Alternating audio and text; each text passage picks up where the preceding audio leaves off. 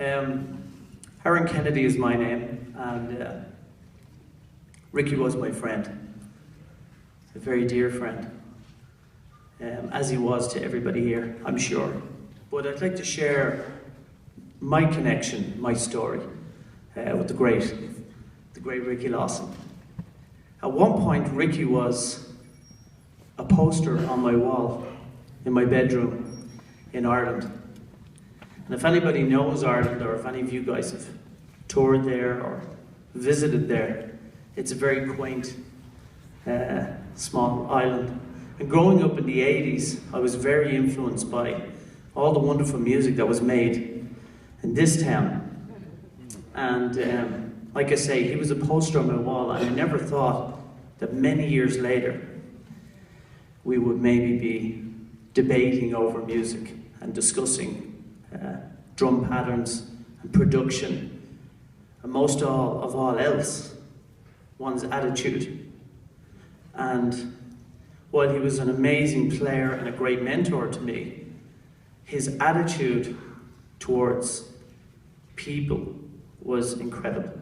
I know he was very worldly traveled and decorated and credited in music, but when you were in the room with Ricky Lawson, he wasn't the room, he made you the room.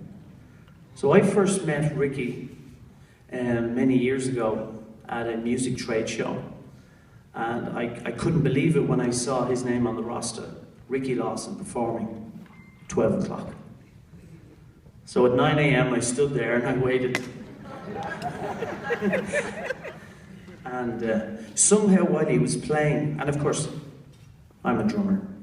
So a round of applause for all drummers here. Because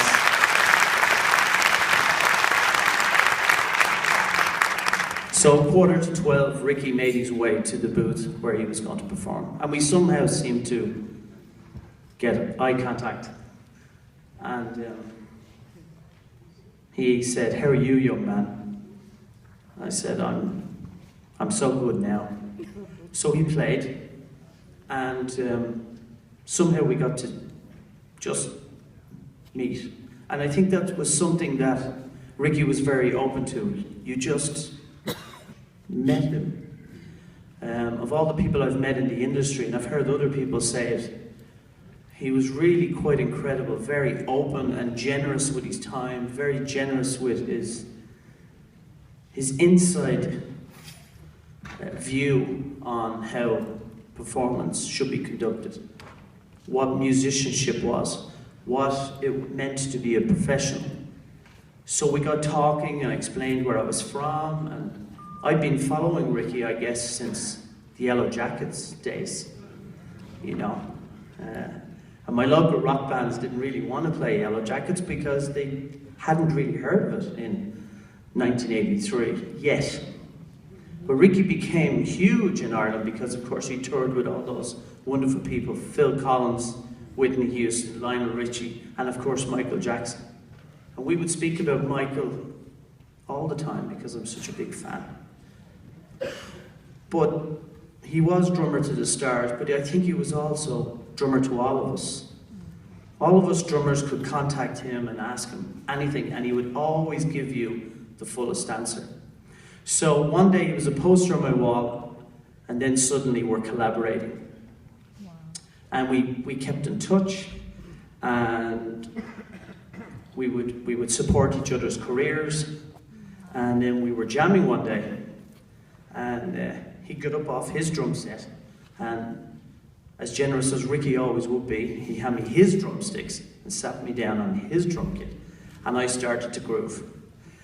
And of course, I was trying to hold back my chops, but I also wanted to show him how great it was. And he said, "Woo! Are you sure you're not black?"